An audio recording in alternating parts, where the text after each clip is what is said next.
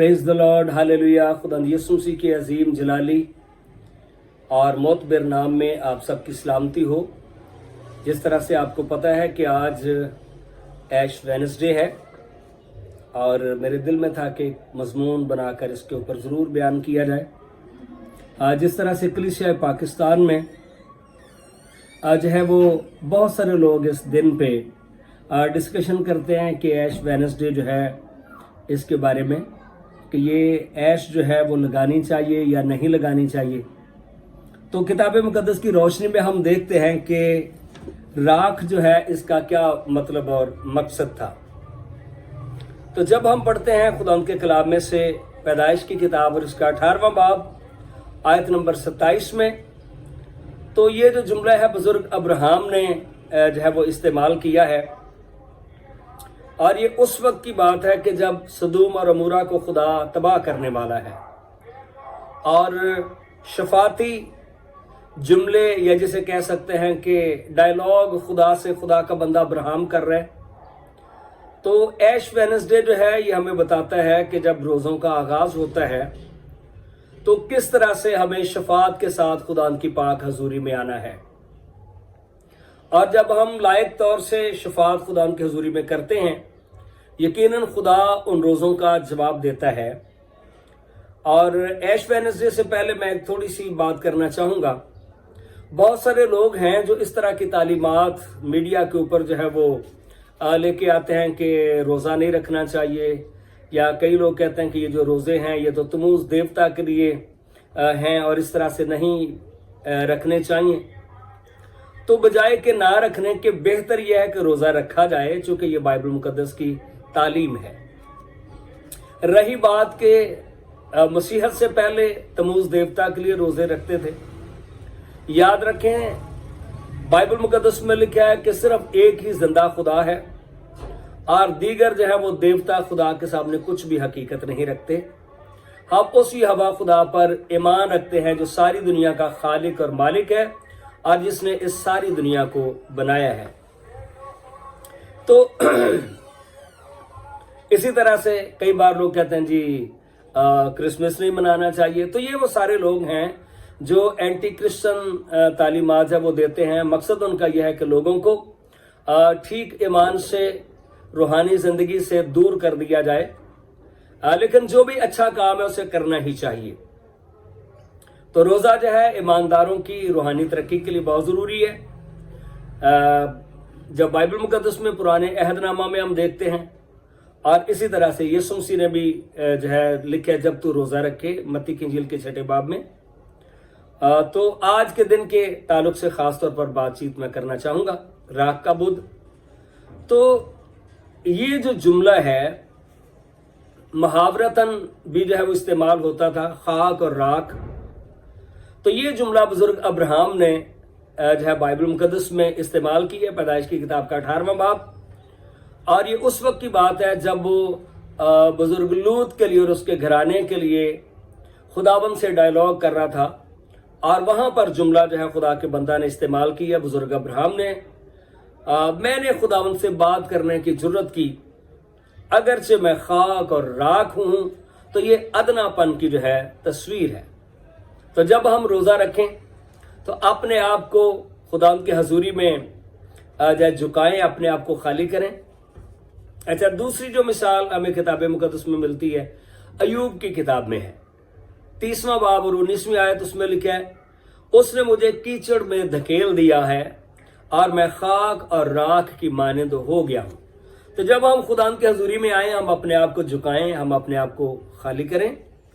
और फिर यिर्मयाह की किताब का 6 बाब और 26वीं आयत में लिखा है, ऐ मेरी बिनते कौम, टाट ओढ़ और राख में लेट, अपने इकलौतों पर मातम और दिल खराश नौहा कर, क्योंकि गारतगर हम पर अचानक आएगा।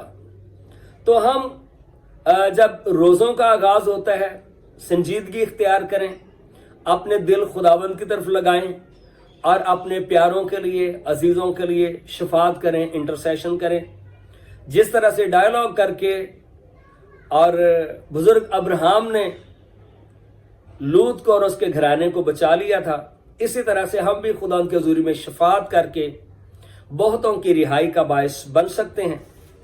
फिर अयूब की किताब का 42वां बाब और उसकी 6ठी आयत में लिखा है, इसलिए मुझे अपने आप से नफरत है और मैं खाक और राख में तौबा करता हूँ। मकसद ये है कि हम खुदा के खिलाफ भी चलें और अकड़ भी दिखाएं तो ऐसे कभी भी कामयाबी हासिल नहीं होती। अगर हम चाहते हैं कि हमारी दुआएं सुनी जाएं तो उसमें हमें अपने आप को झुकाना ही पड़ेगा, अपने आप को खाली करना पड़ेगा। और गिनती की किताब में अब हम आते हैं राख के बुद्ध की तरफ कि राख जो है ये कहां से आती थी। गिनती की किताब का 19वां बाब और इसकी जो पहली 10 आयात हैं ये खुदा के कलाम में से मैं आपके लिए पढ़ूंगा ताकि ठीक तस्वीर जब हमारे सामने आ जाए कि राख जो है ये कहां से आती थी और ये अपने बदनों के ऊपर बनी इसराइल जो है ये क्यों मलते थे। इसके बारे में खुदा के कलाम की रोशनी में जो है 19वां बाब गिनती की किताब और इसकी पहली 10 जो आयात हैं उन पर हम गौर करेंगे। ये इसलिए मैं पढ़ रहा हूं ताकि कोई शख्स ये ना सोचे कि ये स्टेटमेंट कहां से इन्होंने दे दी है, ताकि आप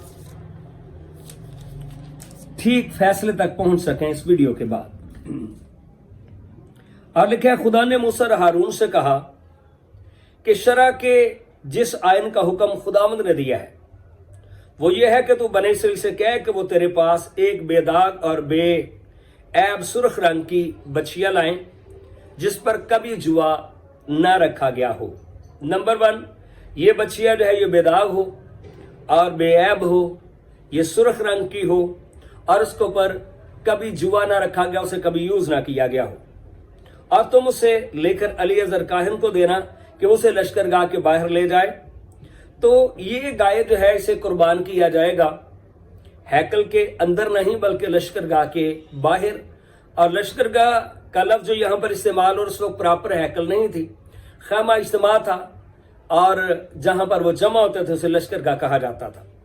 और कोई उसे उसी के सामने ज़बा कर दे यानी लश्करगाह के बाहर सामने, और अलीअज़र काहिन अपनी उंगली से उसका कुछ खून लेकर उसे खैमा इज्तिमा के आगे 7 बार छिड़के।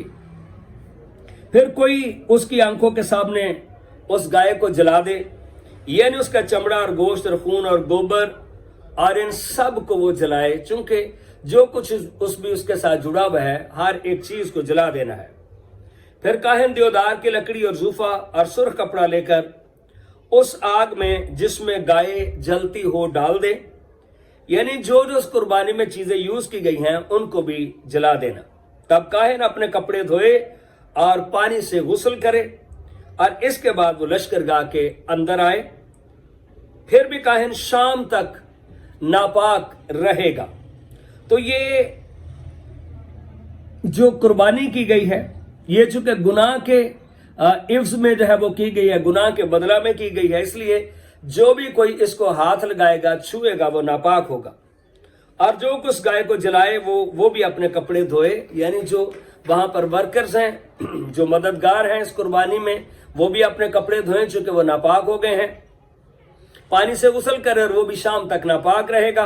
और कोई पाक शख्स उस गाय की राख को बटोरे और उसे लश्करगाह के बाहर किसी पाक जगह में धर दे। ये बनी इसराइल की जमात के लिए नापाकी को दूर करने के लिए पानी के लिए रखी रहे, क्योंकि ये खता की कुर्बानी है। तो पानी के अंदर मिलाकर इससे जो है लोग पाकीज़गी के लिए गुस्ल करते थे। और जो उस गाय की राख को बटोरे वो भी अपने कपड़े धोए और वो भी शाम तक नापाक रहेगा। और ये बनी इसराइल के उन परदेशियों के लिए जो उनमें बूदोबाश करते हैं एक दायमी आयन होगा। तो यहाँ पर ये हमने देखा कि ये जो राख है वो कलेक्ट कहाँ से की जाती थी। ये वो जो लाल गाय जो कुर्बान की गई है उससे जो है ये कलेक्ट जो है वो की गई है। ठीक है, इसको पानी में मिलाकर वो गुस्ल करते थे। मकसद ये है कि ये गाय इस बात को शो करती है कि उनकी खातर किसी ने कुर्बानी दी है, किसी ने कफारा दिया है। अब इसकी जो असली सूरत है कि अब क्या करना चाहिए, क्या अब राख लगानी चाहिए या राख नहीं लगानी चाहिए।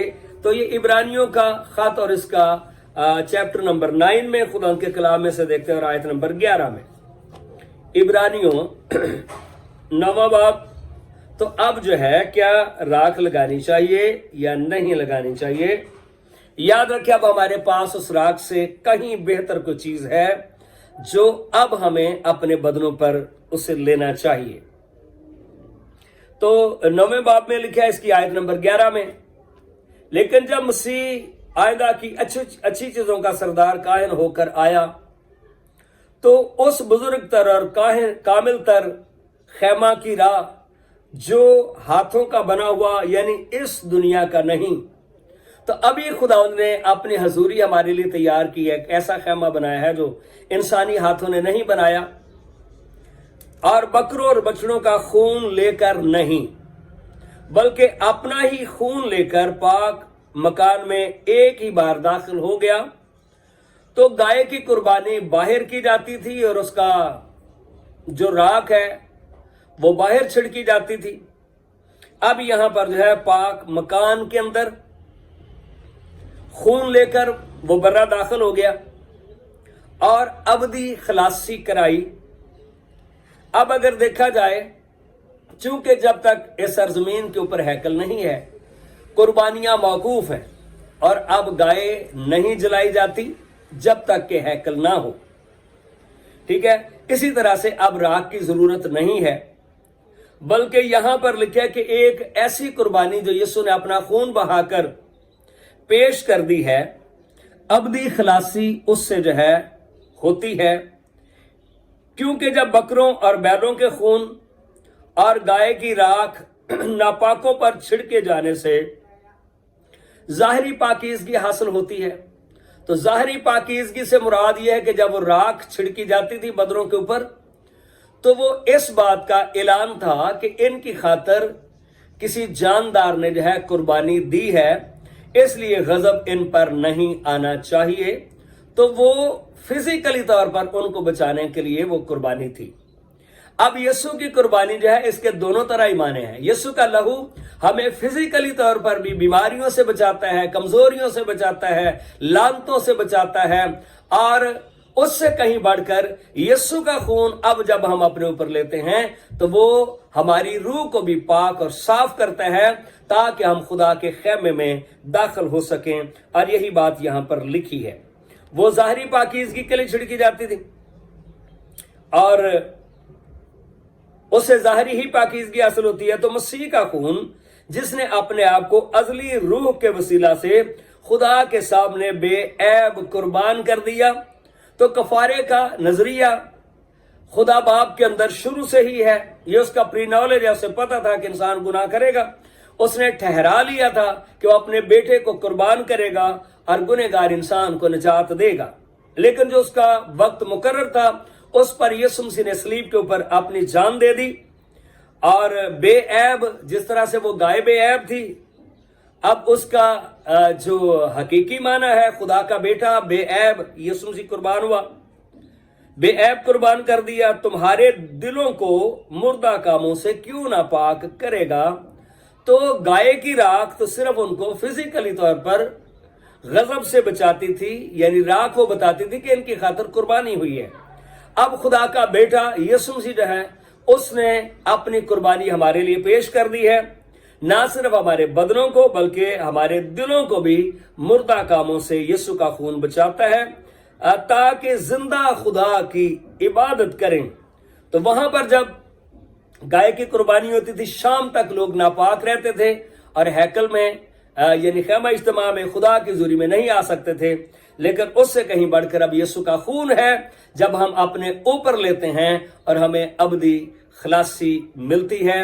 अब किसी राख की जरूरत नहीं है, लेकिन राख जो लोग लगाते हैं इसका सिर्फ इतना माना यूं ले सकते हैं, ठीक है ना, कि हमें अपने आप को, वो तो एक सिंबल है, लेकिन हकीकतन हमें अपने आप को झुकाना है, हमें अपने आप को खाली करना है। जैसे यूना के दौर में, यूना नबी के दौर में जब वो खाक और राख पर बैठ गए तो खुदा ने अपना इरादा जो उनको तबाह करने का था اس کو جو ہے وہ ہلاک ان کو کرنے کا تھا، تو خدا نے نینوا کو جو ہے وہاں کے لوگوں کو معاف کر دیا جب وہ زمین پر بیٹھ گئے۔